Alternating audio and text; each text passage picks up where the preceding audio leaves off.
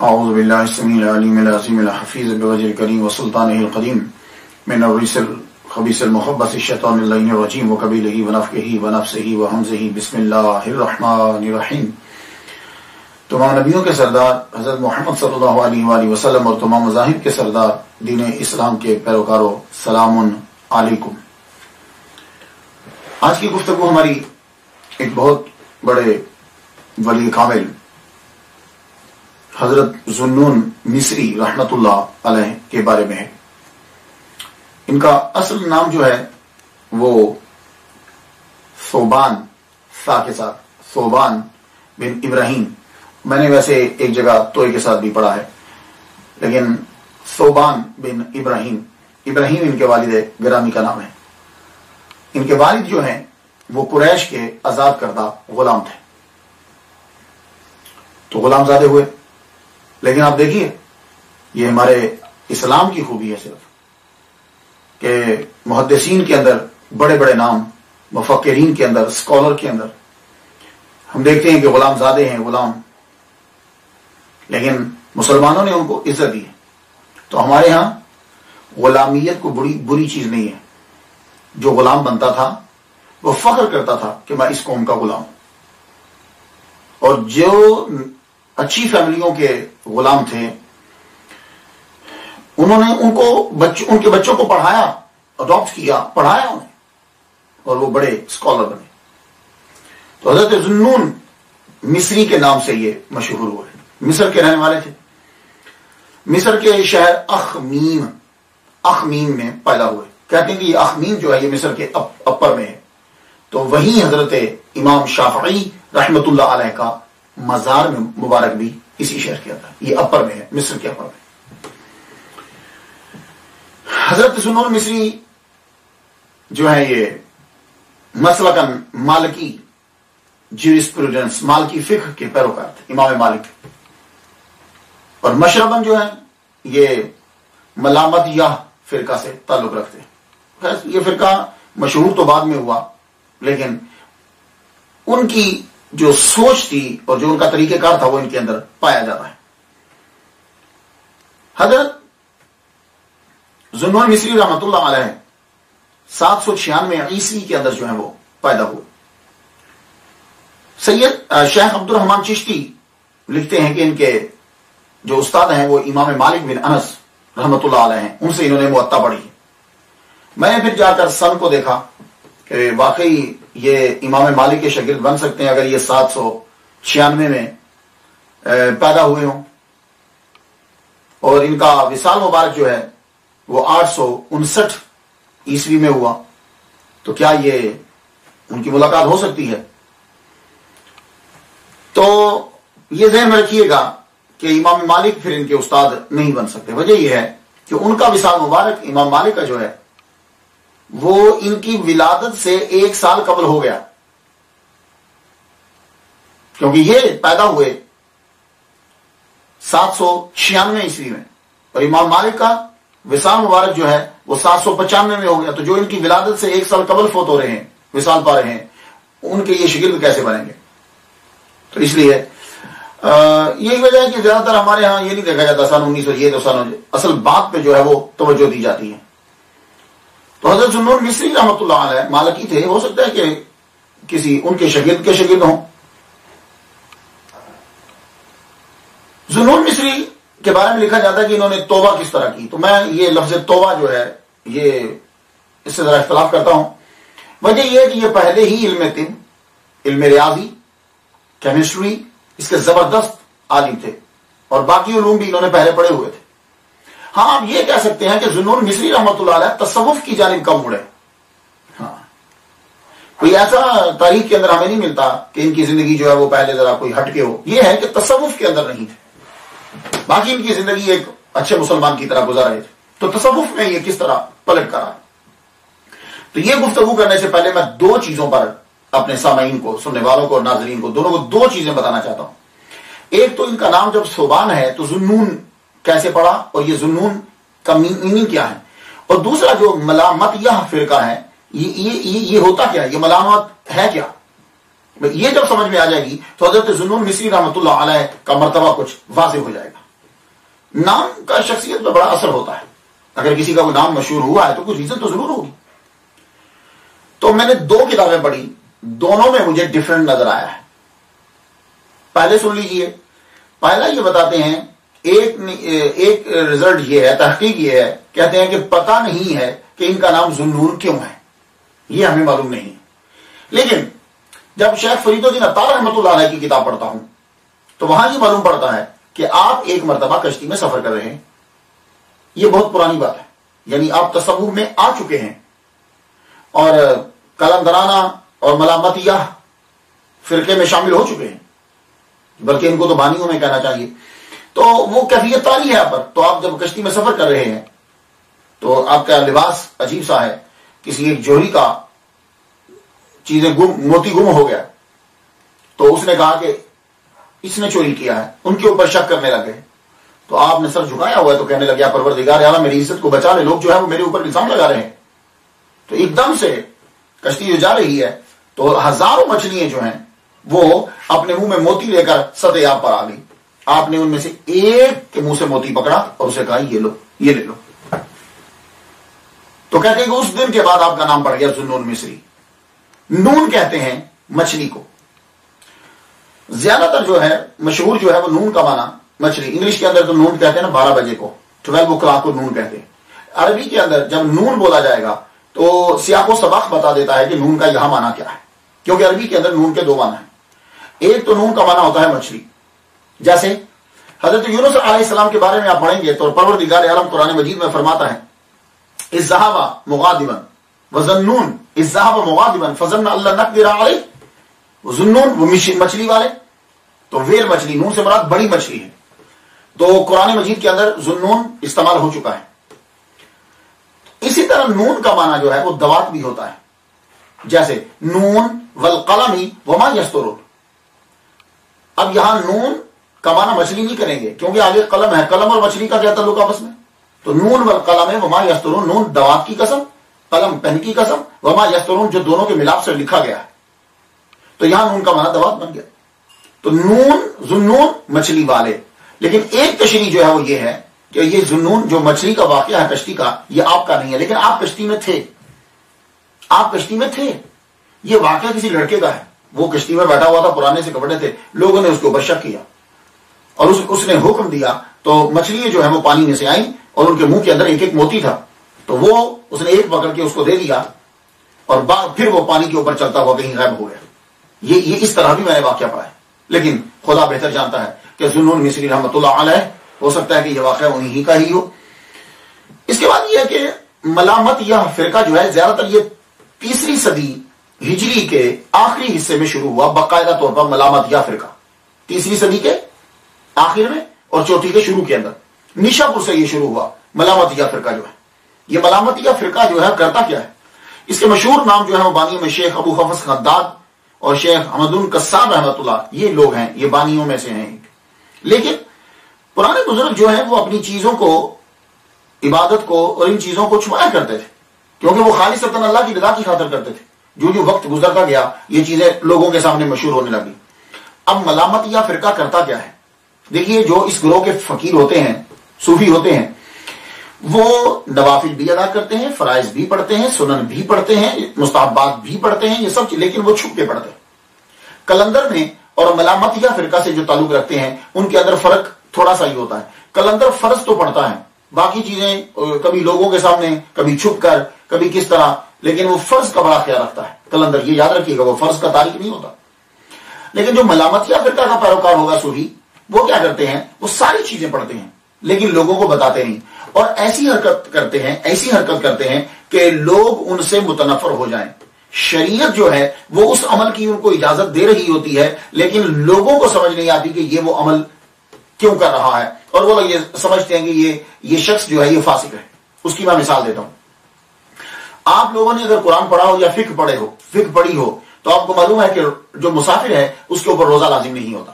ٹھیک ہے, یہ تو آپ جانتے ہیں. اللہ تعالیٰ نے رخصت دیا کہ اگر تم سفر کر رہے ہو تو پھر تم روزہ نہیں رکھو. تو اب یہ ملامت یا فرقہ کے جو لوگ ہوں گے, اگر ان میں سے کوئی مشہور ہو جاتا ہے تو وہ کیا کرے گا کہ وہ جب جاتا ہے کسی جگہ کے اوپر, اور وہ مسافر ہے, اس نے دیکھا کہ میری مشہوری ہو گئی ہے, تو یہ مشہوری سے جان چھڑاتے ہیں. لوگوں سے پرے ہٹتے ہیں، اللہ کے لیے عبادت کرتے ہیں. اب اسے سمجھ آ گیا کہ یہ لوگ اکٹھے ہو گئے، اب وہ ان کو پیچھے چھڑانا چاہتا ہے، تو وہ بیچ بازار کے پانی پینا شروع کر دے گا رمضان المبارک کے مہینے میں. اب آپ تو اس بات کو جانتے ہیں کہ بھائی مسافر پہ روزہ فرض نہیں ہے، تو اب وہ لوگوں سے پیچھا چھڑانے کے لیے کیا کرے گا، وہ پانی پینے لگ جائے گا. تو لوگ کیا کہیں گے، یار ماہ رمضان میں یہ شخص پانی پی رہا ہے، یہ تو ولی ہو ہی نہیں سکتا، یہ ولی کو چھوڑو، یہ تو مسلمان ہی نہیں ہے. تو ایک دم سے لوگ پیچھے ہٹنے لگ جائیں گے. تو یہ لوگ اس طرح کا عمل کرتے ہیں، یا ایسا عمل کریں گے کہ جو لوگ جو ہیں ان کو حقیق سمجھیں. میں نے اپنے والد گرامی رحمۃ اللہ علیہ طالب حسین شاہ رحمۃ اللہ علیہ کو دیکھا، عالم دین ہے ٹھیک ٹھاک، رستے میں سڑک کے اوپر ہی بیٹھے ہوئے، مٹی جو ہے وہ کھیت رہے، اور وہاں اب یہ سڑک جو ہے، سڑک کا کنارہ وہ باغ ہے لوگوں کا ہے، اور وہاں جو ہے وہ پودے لگا رہے ہیں. ساری زندگی لوگ یہی سمجھتے رہے یار یہ کیا ہے. تو وہ ان کا طریقہ کار کچھ ہے، لیکن میں نے ان کو دیکھا دلائل الخیرات پوری پڑھتے تھے، روزانہ پڑھنی انہیں، اور پروردگار عالم نے ان کو دن بھی دیا تو 7 رمضان المبارک کا دیا.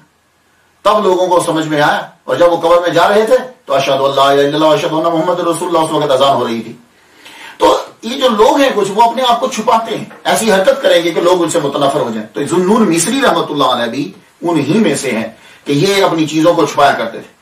لیکن اب سوچنا یہ ہے کہ یہ ایک دم سے علم طب کا ماہر زبردست ڈاکٹر ہے، علم طب کا ماہر زبردست ڈاکٹر ہے، کیمسٹری جانتے ہیں یہ، کیمیا، اور اس کے علاوہ جو ہے ریاضی کے ماہر ہے. تو یہ ایک دم سے یہ ساری چیزیں چھوڑ کر تصوف کی طرف کیسے آ گئے؟ آپ کو سفر کرنے کا بڑا شوق تھا، جاتے تھے جنگلوں میں جانا، بوٹیاں تو ظاہر ہے کہ علم طب کے ماہر ہیں، بوٹیاں تلاش کرتے تھے، چیزیں تلاش کرتے تھے، لوگ آپ کو جانتے تھے. مصر کے اندر آپ بڑے مشہور ہیں. تو سفر کرتے ہوئے جا رہے ہیں ایک جگہ، تو درخت پہ دور سے دیکھا کہ ایک لڑکا الٹا لٹکا ہوا ہے. تو آپ نے سمجھا کہ شاید گورنمنٹ نے اس کو سزا دی ہے، اس لیے یہ الٹا لٹکا ہوا ہے. آپ اس کے قریب گئے، وہ رو رہا، آپ کو بڑا ترس آیا. ہم نے سنا تو صحیح، کڑا رہا ہے، چیخ رہا ہے، بول کیا رہا ہے یہ؟ تو وہ لڑکا یہ کہہ رہا تھا، اپنے نفس کو مخاطب کر کے کہہ رہا تھا، اگر تو میری موافقت نہیں کرے گا، میری مدد نہیں کرے گا نیکی کے کام میں اسی طرح تجھے سزا دیتا رہوں گا. اب آپ نے دیکھا، آپ نماز پڑھنے جاتے ہیں، نفس مخالفت کرتا ہے، چھوڑو یار کوئی اور کام کر لے. قرآن پڑھنے لگتے ہیں، نفس مخالفت کرتا ہے، چل بھائی کوئی اور کام کر لو. تو یہ نفس جو ہے یہ ہماری مخالفت کرتا ہے. ہم نیکی کا کام کرنے لگتے ہیں، یہ ہمارے الٹ بولے گا. تو اب وہ لڑکا الٹا لٹکا ہوا کہہ رہا ہے کہ جب تک میں نماز پڑھنے جاؤں تو بھی بول کے نماز پڑھنے چل، میں قرآن پڑھنے لگوں تو بھی بول کے قرآن پڑھ، میں رات کو جاگنے لگوں اللہ کی عبادت میں تو بھی بول کے جا، تو میری موافقت جب تک نہیں کرے گا میں تجھے اسی طرح سزا دیتا رہوں گا. تو حضرت ذوالنون مصری رحمۃ اللہ علیہ قریب پہنچے، کہنے لگے یار تو بڑا عابد و زاہد ہے، تو کہنے لگے چھوڑیے سر، آپ مجھ سے بڑا عابد و زاہد، آپ ذرا پہاڑی پہ چڑھیے نا، آپ کو آگے نظر آئے گا. میں کوئی کچھ بھی نہیں ہوں، میں تو اس کے شکنجے میں آیا ہوں، اس کو سزا دے رہا ہوں میں کہ اسے چھوڑوں. آپ نے فرمایا اچھا. آپ اس کو دیکھنے کے لیے اسے چھوڑ کر آگے بڑھے. تو اوپر جب جاتے ہیں تو دیکھتے ہیں کہ ایک بزرگ ولی اللہ کھڑے ہیں، پاؤں کٹا ہوا ہے اور عبادت کر رہے ہیں. اللہ اکبر جل شانہ، پاؤں کٹا ہوا ہے اور عبادت کر رہے ہیں. پوچھنے لگے، کہنے لگے یار یہ کیا ماجرا ہے؟ کہنے لگے بس اللہ تعالیٰ کی میں پوجا کرتا رہا، بڑا عرصہ میں نے اللہ تعالیٰ کی عبادت کی. ایک دن کیا ہوا کہ ایک عورت لڑکی جو ہے وہ گزری، میری نظر اس کے اوپر پڑ گئی، میری نظر پڑی، میں اس کے پیچھے چل پڑا. بس ایک قدم اٹھایا ہی تھا کہ آواز آ گئی. آواز آئی، شیطان کی عبادت کے لیے چل پڑا. اللہ اکبر جل شانہ، میری عبادت چھوڑ کر شیطان کی عبادت کے لیے چل پڑا. تو میں اسی پاؤں کو جو پہلے اٹھا تھا میں نے اس کو کاٹ کے پھینک دیا اور وہیں کھڑا ہو گیا، یہی میں کھڑا ہو گیا اور اللہ تعالیٰ کی عبادت کرنے لگے. اللہ، یہ دو چیزوں کا اتنا اثر ہوا آپ کے اوپر. آپ واپس مڑے. اب واپس جب مڑے تو ابھی پہاڑی سے نیچے اتر رہے ہیں، ایک درخت پہ نظر پڑ رہی ہے آپ کی. درخت پہ نظر پڑی تو کیا دیکھتے ہیں کہ اوپر سے ایک پرندہ اترا. وہ پرندہ جو ہے وہ اترا تو وہ ایسے بالکل ایسے اتر رہا ہے جیسے تنے کے ساتھ ساتھ، تو جا کر تنے کا جہاں آغاز ہوتا ہے وہ روٹس کے ساتھ وہیں وہ بیٹھ گیا، چکا یوں خاموشی سے بیٹھ گیا. بیٹھا، ایک دم سے زمین شک ہوئی اور 2 پیالیاں زمین سے نکلی. وہ 2 پیالیاں نکلی، ایک میں پانی ایک میں دانا. وہ جو پرندہ تھا اس کی آنکھیں نہیں تھی، تو وہ ایک سے وہ دانا کھایا اس نے، بعد میں اس نے پانی پیا، وہ دونوں غائب ہو گئی، یہ پھر یوں اڑا اور اوپر جا کے شاخ پہ پھر بیٹھ گیا۔ بس ان باتوں نے ان کے دل پہ اتنا اثر کیا کہ لوگ آپ دنیا چھوڑو، پروردگار عالم پہ مکمل جو ہے وہ بھروسہ اور توکل کرو، اس دنیا کے اوپر کیا دیکھنا۔ یہ تھی چیزیں کہ جنہوں نے آپ کو تصوف کی جانب موڑ دیا، تصوف کی جانب آپ کو موڑ دی۔ اب آپ نے بھی ریاضت اور مجاہدے جو ہے وہ شروع کر دی، نفس کی مخالفت شروع کر دی کہ یہ نفس جو ہے ایک کام بولے گا، اس کے بعد پھر دوسری بولے گا، اس کے بعد تیسرا بولے گا۔ اس کی میں مثال دیتا ہوں، ہم لوگ یہاں ہیں، میں اور آپ سب لوگ، یار آج میرا بریانی کھانے کو دل کر رہا، یار آج میرا بھنا ہوا گوشت کھانے کو دل کر رہا، تو پھر کیا ہوتا ہے؟ ہم چلو چلتے ہیں۔ یار آج چرگا کھانے کو دل کر رہا، چلو سب چلتے ہیں، چلیے۔ آج پان کھانے کو دل چاہ رہا ہے، تو لوگ لاہور سے گجران والا میں پان کھانے کے لیے چلے جاتے۔ آج فلاں جگہ، تو یہ کیا ہوتا ہے؟ اس نے ایک بات کی، پھر دوسری کی، پھر تیسری کی، پھر چوتھی کی، ہم اس کی باتیں مانتے چلے گئے، آخر اس نے جا کر ہمیں شیطان کے گھر میں جا کے ڈال دیا ہمیں۔ تو حضرت نون مصری رحمت اللہ علیہ نے بھی نفس کی مخالفت شروع کر دی۔ اب ذرا دیکھیے کہ یہ نفس کی مخالفت کس طرح کرتے ہیں۔ دیکھیے، کرامتیں سنا دینا تھوڑی دیر کے لیے ہم خوش ہو جائیں گے، لیکن کرامتیں آپ سے بھی صادر ہو سکتی ہیں اگر آپ ان کی طرح زندگی گزارنے لگ جائیں۔ تو ہمیں زیادہ تر جو ہے وہ یہ پڑھنا چاہیے بزرگوں کی سیرت میں کہ انہوں نے لائف کس طرح گزاری کی، یہ زیادہ پڑھنا چاہیے۔ کرامتیں جو ہیں وہ بزرگان دین ویسے ہی پسند نہیں کرتے، کہتے ہیں یہ بچہ ہے جو کرامتیں دکھا رہا ہے۔ آپ دیکھیے کہ نفس کی مخالفت کس طرح کر رہے ہیں۔ آپ کے نفس نے آپ سے یہ کہا کہ مجھے پلاؤ کھانا ہے، لذیذ کھانے کھانے، آپ نے فرمایا ٹھیک۔ 10 سال تک نون مصری رحمت اللہ علیہ اپنے نفس کو لارا لگاتے رہے، ٹھیک ہے کھلاؤں گا، ٹھیک ہے کھلاؤں گا، عبادت کر، ٹھیک ہے کھلاؤں گا، عبادت۔ 10 سال گزر گئے، پلاؤ کھانے کو من چاہتا تھا، 10 سال تک پلاؤ نہیں کھایا۔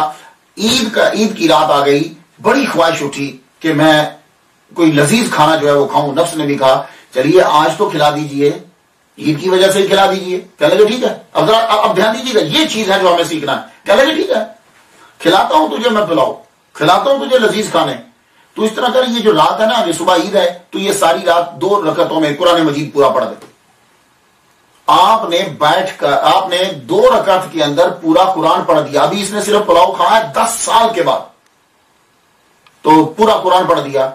تو کہا، نفس بولا اب تو لے آؤ، اب تو مجھے کھانے دو، کچھ کھلاؤ مجھے۔ کھانے لگے، آپ بیٹھے ہی ہیں کہ آپ نے ایک دم سے ہاتھ کھینچ لیا۔ فرمایا کہ آج اس کی بات مانی، یہ پھر آگے لے جائے گا۔ لیکن بڑے سرکار سے اشارہ ہو گیا، کسی آدمی کو خواب میں محمد صلی اللہ علیہ وسلم کا دیدار ہوا۔ فرمایا کہ جاؤ اچھے کھانے پکا کے لے کے جاؤ ذو مصری کے پاس، اور اسے کہو محمد صلی اللہ علیہ وآلہ وسلم سلام دے رہے ہیں اور فرماتے ہیں چند لقمے کھا لو، کوئی بات نہیں۔ اللہ اکبر جل شانہ۔ نفس کی مخالفت جو ہے وہ شروع کر دی۔ آپ جو یہ اعزاز حاصل ہے حضرت ذو مصری رحمۃ اللہ علیہ کو کہ آپ نے وہ جو تصوف کے جو خیالات تھے نا، جو اشارات تھے، ان کو لفظوں کا جامع پہنایا آپ نے سب سے پہلے۔ یہ بعد میں آگے جو ابن عربی کا آپ کلام پڑھتے ہیں، ان کی کتابیں آپ پڑھتے ہیں، آگر باجید بستامی رحمۃ اللہ علیہ کی پڑھتے ہیں، یہ ان کے جو جملے آپ پڑھتے ہیں نا، منصور حلاج، یہ جو تصوف کے اشارات تھے، ان کو سب سے پہلے لفظوں کی شکل جو ہے وہ انہوں نے عطا کی۔ آپ کا مرتبہ اتنا ہائی تھا کہ مصر کے لوگ جو ہیں، ایجپٹ کے، وہ آپ کی باتوں کو سمجھ نہیں پاتے تھے۔ تو نتیجہ کیا نکلتا تھا؟ وہ آپ کو کہتے ہیں یہ زندیق ہے، دائرہ اسلام سے خارج ہے۔ وجہ یہ ہے کہ وہ اس مرتبے پر نہیں ہے کہ وہ اس جملے کو سمجھ پائیں۔ تو جب آپ کو زندیق قرار دے دیا گیا، تو آدمی کا جو دشمن جب بڑا ہوتا ہے نا، تو سمجھ جایا کرو وہ بندہ بھی بہت بڑا ہے۔ اگر ذو مصری رحمۃ اللہ علیہ کا آج تک نام زندہ ہے، اور اگر حاکم مصر جو ہے وہ اس کے دربار میں شکایت ہو رہی ہے، تو سمجھ جاؤ کہ اس دور کے یہ بہت بڑے علامہ اور بہت بڑے صوفی تھے۔ چھوٹے موٹے آدمی کا نام تو زندہ ہی رہتا اتنا عرصہ تک، کہاں زندہ رہے گا؟ تو آپ کی شکایت جو ہے وہ کر دی گئی حاکم مصر میں۔ حاکم مصر سے جب آپ کی شکایت کی گئی تو نے کہا ٹھیک ہے، پکڑ کے قید کر دو۔ آپ کو قید کر دیا گیا، اور آپ کی شکایت جو ہے وہ خلیفہ تک پہنچا دی گئی۔ خلیفہ تک آپ کی جو ہے وہ شکایت پہنچائی گئی، آپ کو قید کر دیا گیا۔ آپ کو جب قید کیا گیا، 40 دن تک قید میں رہے، 40 دن تک، اور روزانہ آپ کی بہن 1 روٹی لا کے آپ کو دیتی تھی، آپ اس روٹی کو رکھ لیتے تھے. 40 دن کے بعد خلیفہ نے بلایا کہ ان کو میرے پاس بھیجو. تو جب 40 دن کے بعد جانے لگے تو 40 کی 40 روٹیاں جو ہیں وہ آپ کے بیگ کے اندر موجود تھی. آپ نے ویسے ہی اٹھا کر اپنی بہن کو کہا کہ 40 دن تک آپ نے کچھ نہیں کھایا. کس طرح نفس کو جو ہے وہ کل کر رہے ہیں. یہ چیزیں ہیں ہمارے سیکھنے کے لیے. اس کے بعد جب آپ خلیفہ کے دربار میں پہنچتے ہیں, آپ جانتے ہیں اس دور میں خلیفہ کون تھا؟ ذوالنون مصری رحمۃ اللہ علیہ کے دور میں جعفر بن معتصم المتوکل جس کا لقب تھا. یہ جعفر بن معتصم نے جب آپ کو بلایا, دربار میں آپ بیٹھے, اس نے سوالات کیے, آپ نے ایسے جوابات دیے, وہ خود آپ کا معتقد ہو گیا. یعنی آپ یہ کہہ سکتے ہو کہ وقت کا خلیفہ آپ کا مرید ہو گیا. اور جب کبھی محفل میں تذکرہ ہوتا تھا اولیاء کا تو وہ کہا کرتا تھا کہ اس تذکرے کے اندر ذوالنون مصری رحمۃ اللہ علیہ ان کا بھی ذکر شامل کرو. یہ ہے آپ کے علم کا پائے کہ وقت کا خلیفہ, اور ظاہر خلیفہ اکیلا نہیں, بیچ میں دوسرے بھی تو بیٹھے ہوں گے جنہوں نے شکایات لگائی. تو ذوالنون مصری رحمۃ اللہ علیہ جو ہے صحیح معنی میں متوکل, اور اسی چیز کی تعلیم لوگوں کو دیتے تھے. اسی چیز کی تعلیم کہ اللہ تعالیٰ کے اوپر پورا مکمل بھروسہ کرو اور اسی کے ہو کے رہ جاؤ. یہ آپ کی تعلیم تھی. ایک لڑکا ابھی بالغ نہیں ہوا آپ کے پاس آیا, آپ کے کہنے لگا میرے پاس 1,00,000 دینار ہے اور میں آپ کو دینا چاہتا ہوں. آپ نے فرمایا دیکھو تم ابھی بچے ہو, تم دینے کے مجاز نہیں ہے, تم نابالغ ہو, جب بالغ ہو گئے تو دیکھا جائے گا. وہ بچہ جب بالغ ہو گیا وہ سمجھ گیا کہ یہ میری پیسے نہیں لیں گے. اس نے 1,00,000 دینار فقراء پہ تقسیم کر دیا اور آپ کی آ کے مریدوں میں شامل ہو گیا اور آ کے کہنے لگا حضور میں آپ کا مرید بن کے رہنا چاہتا ہوں. مرید بن کے رہنے لگے, لیکن کچھ عرصہ گزر گیا تو آپ کو دیکھو جو فقراء جو ہوتے ہیں نا, ان کی حالت جو ہے وہ اختیاری ہوتی ہے, جو خود پسند کرتے ہیں اس حالت کو. اس نے یہ سمجھا کہ میرے پیر آج کل بڑی مشکل میں ہے, ان کو بڑی ضرورت ہے پیسوں کی. تو ایسے ہی قریب آ گیا, کہنے لگا حضور میں آپ کی حالت دیکھ رہا ہوں کہ آپ ضرورت مند ہیں, یہ اتنے فقراء اور یہ اتنے مریدین سب آپ ان کو کھلاتے ہیں, آپ کے پاس کچھ نہیں ہے, کاش کہ میرے پاس آج پیسے ہوتے. تو حضرت ذوالنون مصری رحمۃ اللہ علیہ سے کہنے لگا کہ میں آپ کی نظر کر دیتا. آپ سمجھ گئے ابھی تک یہ فقراء کے مقام کو نہیں سمجھا. فرما لگے جاؤ فلاں دوا لے کر آؤ, فلاں چیز دوا خانے سے لے کر آئے. کہا اس کو ذرا رگڑو, پھر کہا کہ اس کو زیتون کے تیل میں ملا کے میرے پاس لے آؤ, اس کی گولیاں بنا کے 3 گولیاں بنانا, اس کی 3 گولیاں بنا کے لائے. آپ نے اس کے اندر سوراخ کیا, کلام پڑھا, پڑھنے کے بعد پھونکا فرمایا یہ لو پکڑو. پکڑا تو وہ تینوں کے تینوں یاقوت بن چکے تھے. فرما لگے جاؤ تم اس کو نہیں پہچانو گے, جاؤ جوہری کے پاس چلے جاؤ اور جا کے اس سے پوچھو کہ ان کی پرائس کتنی ہے, ان کی قیمت کتنی. جوہری کے پاس جب لے کے گئے تو جوہری نے جب دیکھا تو حیران ہو گیا, کہنے لگا اس کلر کے یاقوت جو ہیں وہ تو نایاب ہیں. یاقوت کا کئی کلر ہوتے ہیں, اس کلر کا جو یاقوت ہے, روبی جو ہے یاقوت ہے, وہ تو نایاب ہے. میں تمہیں 1,000 دینار دیتا ہوں اس کے کلر کی وجہ سے. تو مرید نے کہا میں آتا ہوں پوچھ کے, تو آگے جواب دیتا ہوں آپ کو, میں اپنے مالک سے پوچھا. تو وہ تینوں یاقوت واپس لائے, کہنے لگے حضور ان کے 1,000 دینار وہ دے رہا جوہری. فرما لگے اس کو پانی میں ڈال دو, پھینک دیا. کہا بس تجھے میں یہی بتانا چاہتا تھا, مجھے پیسوں کی ضرورت نہیں ہوتی فقراء کو. اللہ اکبر, اللہ پہ بھروسہ کرو. اب اسے فقر جو ہے وہ سمجھ میں آیا. تو خواتین و حضرات, یہ ولی اللہ ہوتے ہیں. اگر آپ کسی بندے کو دیکھو کہ وہ پیسے بٹور رہا ہے, پیسے لے رہا ہے, ہٹ جاؤ اسے. جو خود تمہاری میل لے رہا ہے وہ تمہیں کیا دے سکتا ہے؟ ولی کامل. ان ولیوں کو ہم جو ہے مانتے ہیں اور ان کے پیروکار ہیں, ان پر کوئی انگلی بھی اٹھا نہیں سکتا. فرماتے ہیں تبلیغ میں نے بڑی کی. حضرت ذوالنون مصری رحمۃ اللہ علیہ فرماتے ہیں میں نے بہت تبلیغ کی, لوگوں کو سمجھاتا تھا, لیکن صحیح معنی میں ایک شہزادہ ہدایت یافتہ ہوا. اور یہ جو میں بات بتانے لگا ہوں, یہ بات جو ہے ٹائٹل جملہ سمجھ لیجیے. یہ اصل جو ہے, کہنے لگے صحیح معنی میں ایک شہزادہ ہدایت یافتہ ہوا. لوگوں نے پوچھا حضور وہ کیسے؟ فرمانے لگے میں مسجد سے باہر نکل رہا ہوں, مسجد سے نکلا تو ایک شہزادہ جا رہا تھا, تو میں نے یہ صدا بلند کی. جملہ سنیے گا, اور غضب کا جملہ ہے. میں نے ان کے سارے جملوں میں سے اس جملے کو چنا ہے. فرمانے لگے کمزور کا طاقتور سے لڑنا احمقانہ فعل ہے. شہزادہ رک گیا, کہنے لگا آپ نے کیا کہا ہے؟ کمزور کا طاقتور سے جنگ کرنا احمقانہ فعل ہے.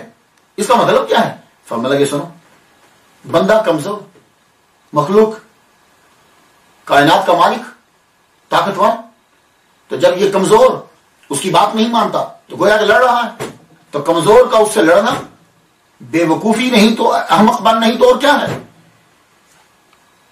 شہزادے نے سنا، فرماتے ہیں چلا گیا، واپس آیا دوسرے دن، آ کے کہتا ہے کہ مثال خدابندی کے لیے کون سی راہ اختیار کی جائے، اللہ سے ملنے کے لیے، قرب کے لیے. فرمانے لگے دو راستے ہیں.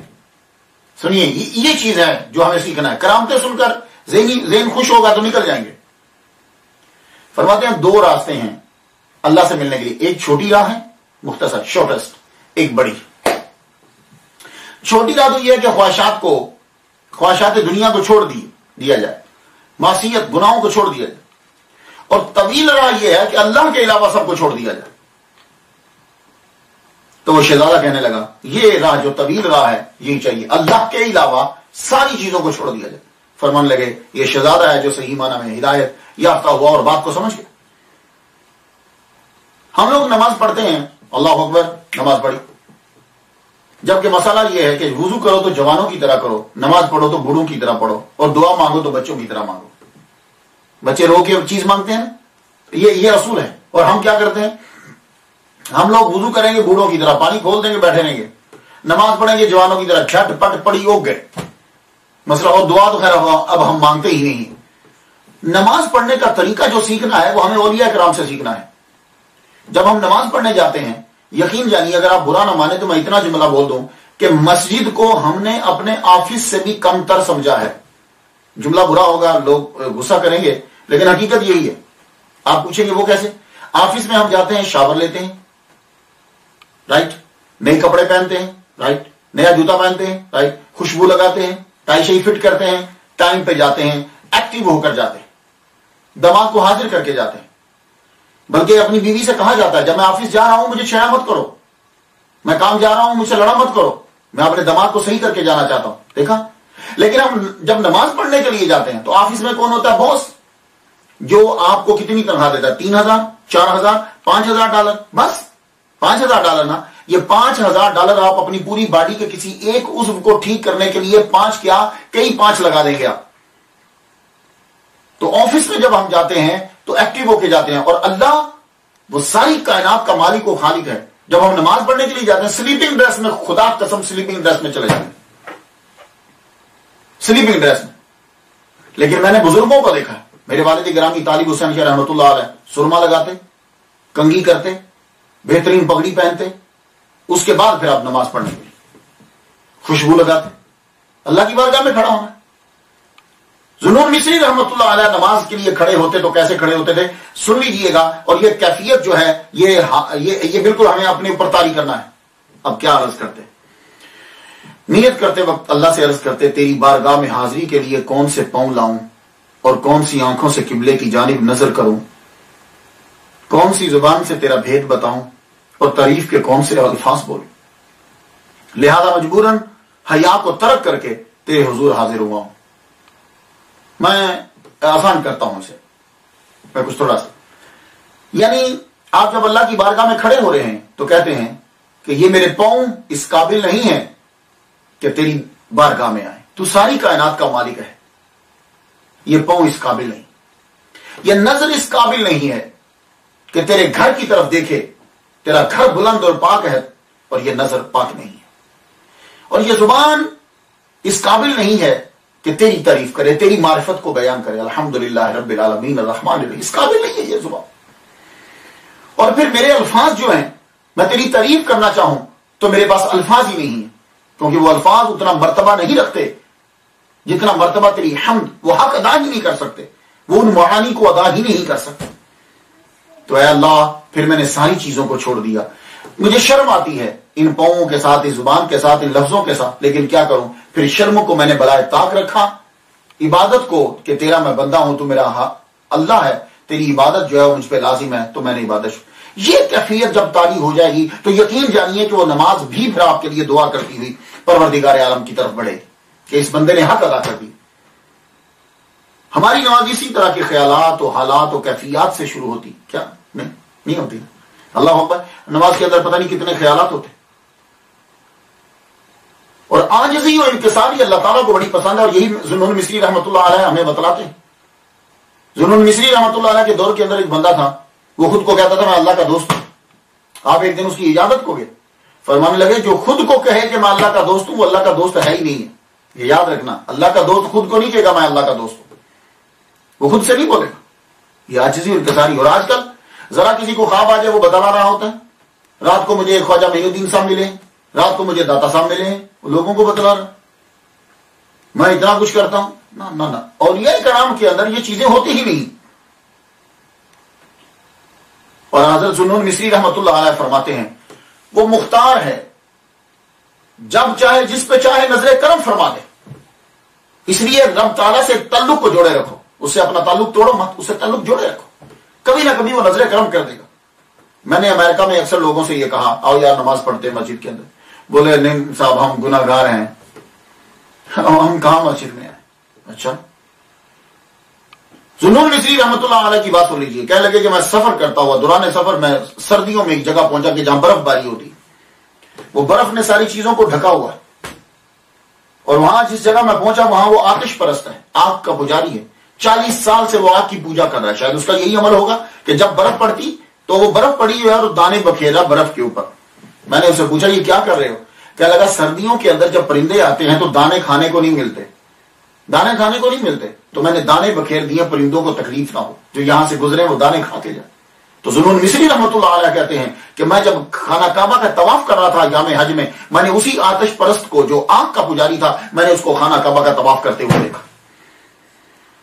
اللہ اکبر جل شانہ. طواف کرنے کے بعد وہ میرے پاس آیا، آ کے کہتا ہے مجھے پہچانا؟ میں نے کہا تجھے پہچان لیا. کہنے لگا دیکھا اس کا کرم، اس دانے بکھیرنے کی وجہ سے اس نے اتنا کرم کیا مجھ پر کہ مجھے اسلام دے دیا، ایمان دے دیا مجھے.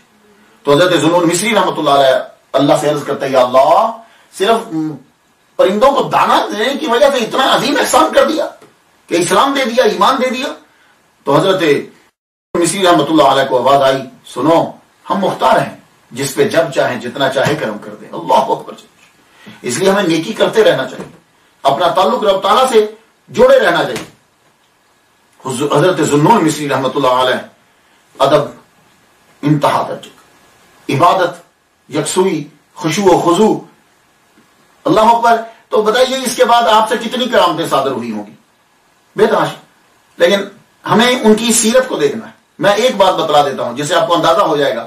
آپ کی جو بہن ہے ایک دن قرآن مجید کی آیت تلاوت کر رہی وزل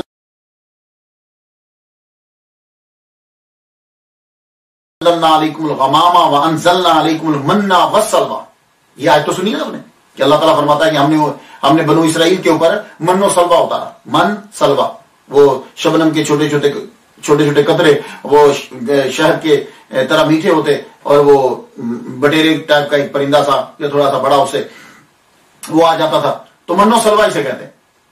تو عرض کرتی ہیں یا اللہ بنی اسرائیل پر اگر تیرا من و سلوہ اترا ہے تو یہ جو امت محمدیہ ہے، محمد صلی اللہ علیہ وسلم کا کلمہ پڑھنے والے، کیا مسلمان اس سے محروم رہے؟ اسی وقت اللہ تعالیٰ نے ان کے لیے من و سلوہ کو نازل فرما دیا. اللہ اکبر جل شانہ. تو جن کی بہن جو ان کے اثر میں ہے ان سے اتنی بڑی کرامت صادر ہو رہی ہے تو ذوالنون مصری رحمۃ اللہ علیہ سے کتنی ہوئی ہوں گی. لیکن مجھے کرامتوں پہ ڈسکس نہیں کرنا. تو خواتین و حضرات، یہ عظیم ہستی جس کو مصر کے لوگ جو ہے وہ زندگی کہتے رہے، جن کو مصر کے لوگ پہچان نہ پائے، اور یہ ہمارا وتیرہ ہے کہ ہم زندگی کے اندر لوگوں کو کم ہی تسلیم کرتے ہیں.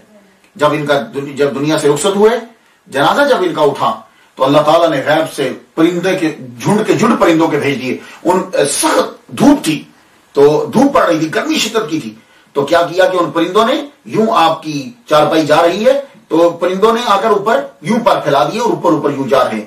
کئی لوگوں نے دیکھ کر جو ہے وہ اس کیفیت کو کلمہ پڑھا اور کئیوں نے توبہ کی، تب معلوم پڑا کہ یہ اللہ تعالیٰ نے ان کو کتنا مرتبہ جو ہے وہ عطا فرمایا ہے. تو جب یہ ان کا جنازہ جا رہا ہے تو مسجد کے قریب سے گزرے تو مؤذن اس وقت اذان دے رہا تھا اشہد ان لا الہ الا اللہ. جو ہی اس نے اشہد ان لا الہ الا اللہ کہا اور آپ نے یوں کفر سے ہاتھ باہر نکال کے انگلی کو کھڑا کر دیا اشہد ان لا الہ الا اللہ. یہ دیکھیے یہ انگلی ضرور کھڑا کیا کرے. حضور صلی اللہ علیہ وسلم کی حدیث مبارکہ ہے کہ جب آدمی اشہد ان لا الہ الا اللہ پہ یوں کرتا ہے تو یہ شیطان کو یوں پڑتی ہے جیسے استاد چھڑی نہیں مارتا اسٹوڈنٹ کو, یہ شیطان کو یوں پڑتی, اس لیے اس کو کھڑا کیا کریں اشہد ان لا الہ الا اللہ. ضروری نہیں کہ تشہد میں, اذان میں بھی, تکبیر میں بھی اشہد ان لا الہ الا اللہ, یہ شیطان کو چھڑی کی طرح لگتی. تو آپ نے یوں, ذوالنون مصری رحمۃ اللہ علیہ نے اپنی انگلی کو یوں کھڑا کیا. بڑے لوگوں نے کوشش کی کہ اس کو نیچے کر دیں, لیکن آپ کو اسی طرح ہی کہ لحد میں اتار دیا گیا اور یہ انگلی شہادت کی بلند رہی اور آپ نے توحید کا اعلان جو ہے وہ کر دیا. اللہ اکبر جل شان. فنا فی اللہ کی زندگی جو ہے وہ آپ نے گزاری. اللہ تعالیٰ نے آپ پر بڑا ہی جو ہے وہ کرم فرمایا. آپ کی تعلیمات قابل علم قابل عمل ہیں اور آپ کی بلندی کی عکاسی کرتی. ایک بندے نے آ کر کہا کہ میں آپ کو دوست بناتا ہوں. فرمایا صرف اللہ سے دوستی کرو, اس کی دوستی تمہارے لیے کافی ہے. اگر تم حق شناس نہیں ہو تو ایسے کی جستجو کرو جو تمہیں حق سے شناسا کر دے. آپ دنیا سے رخصت ہوئے اور آپ کا جملہ, ٹائٹل جملہ, جو پالیسی میکر جملہ ہے وہ آپ کی نظر کرنا چاہتا ہوں. ہر ولی کی گفتگو کے بعد میں وہ جملہ بولتا ہوں کوئی نہ کوئی. ان کا جملہ یہ, کمزور بندے کا اپنے طاقتور خالق سے لڑنا احمقانہ فعل ہے. ہم لوگ کمزور ہیں, یہ بات یاد رکھیے گا. خلق الانسان ضعیفا, ہم کمزور ہیں اپنے خالق سے جو ایک اشارے میں پوری کائنات کو تباہ کر سکتا ہے. ہم اسے لڑ نہیں سکتے. اس لیے اپنی زندگی کے اندر پوری کوشش کرو کہ گناہوں سے بچتے چلے جائیں اور اس سے مدد طلب کرو.